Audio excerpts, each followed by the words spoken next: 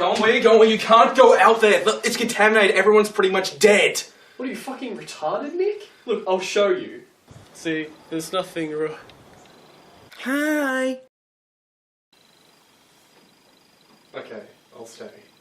No duh, dipshit. Now come on, we need to go to the bathroom and start collecting our urine for water.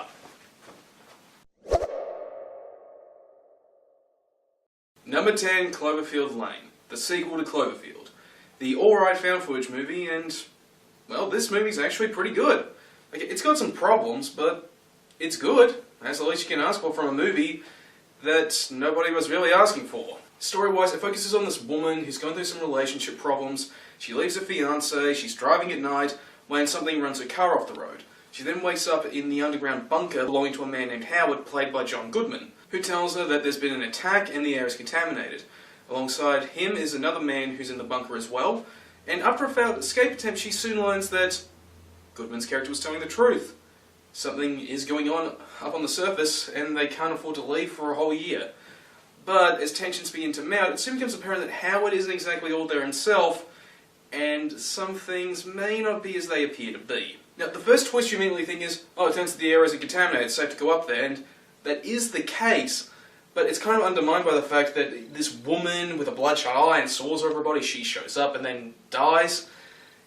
And, well, that is actually a pretty nice and interesting play on what goes on.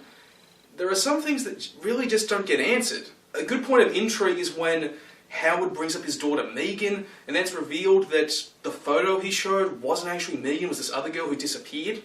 This plot thread doesn't get any resolution at all.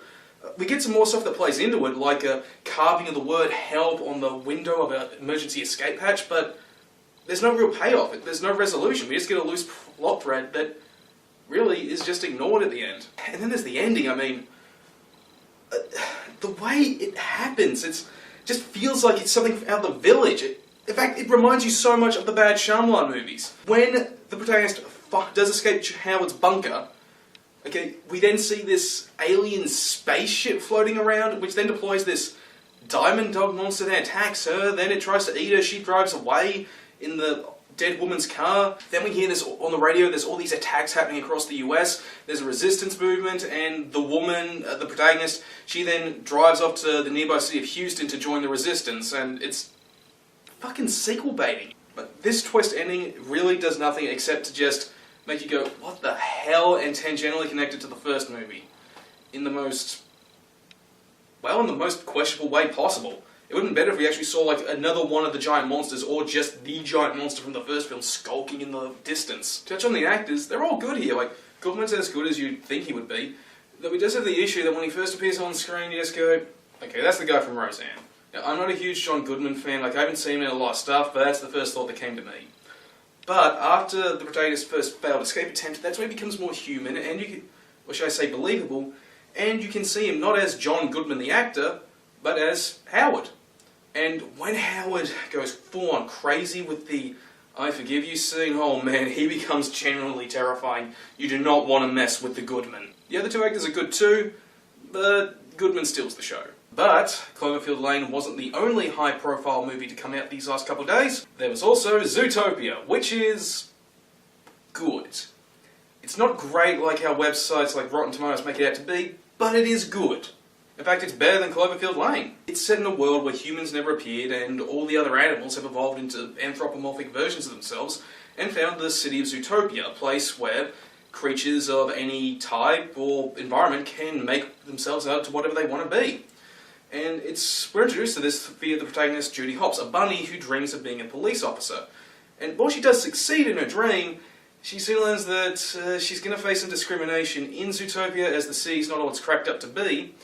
And when she, through coercion of her boss, gets assigned a missing persons case, she teams up with a conman fox named Nick Wilde, who she blackmails, into solving the case. The story for Zootopia, it really does just play out like a bog standard cop movie or TV show. I'm not a huge fan of those, but to me it just feels bog standard.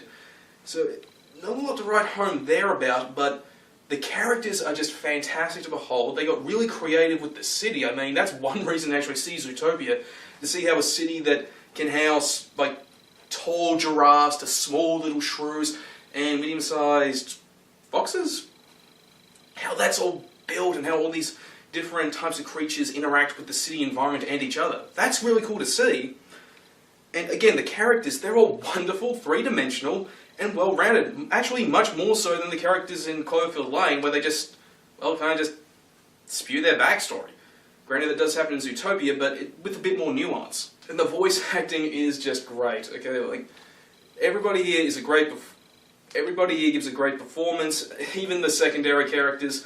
And the actor they got to play, Nick Wilde, he really does steal the show when he comes up. He's just a wonderful sly fox, no pun intended. And there's also like the theme of racism. I mean, the way Zootopia deals with this theme is just brilliant. It's so maturely handled that adults can get, okay, this is a metaphor for racism, but it's handled with such subtlety that even kids can learn about societal racism and prejudice and why it's bad without even realizing it. The only other two things to say about Zootopia are the animation and its celebrity cameo.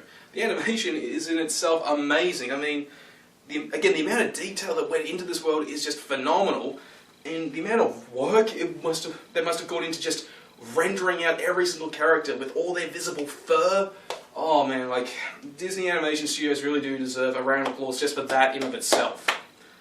But as for the celebrity appearance, yeah, they got Shakira, do you remember her? They got her to make a song that they kind of touted up in the advertising, and she also plays this pop star called Grizel, that they make a bit of a big deal in the movie, but really doesn't make any real appearance or impact till near the very end.